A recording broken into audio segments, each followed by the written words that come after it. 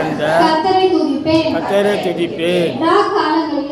காலங்களிலும் என் ஒளிந்திரியங்கள் என்னை உணர்த்தும். கர்த்தரை எப்பொழுதும் எனக்கு முன்பாக வைத்திருக்கிறேன். அவர் என் வலது பாரசத்தில் இருக்கிறபடியால் நான் அசைக்கப்படுவதில்லை. ஆகையால் என் இருதயம் பூரித்தது, என் மகிமை களி கூர்ந்தது. என் மாம்சமும் நம்பிக்கையோடு தங்கியிருக்கும். என் ஆத்துமாவை பாதாளத்தில் விடீர்.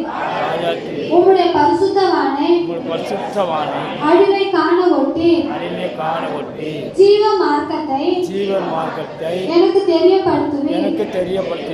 உம்முடைய சமூகத்தில் பரிபூர்ண ஆனந்தமும் உம்முடைய வலது பாரசத்தில் நித்திய பேரின்பமும் உண்டு.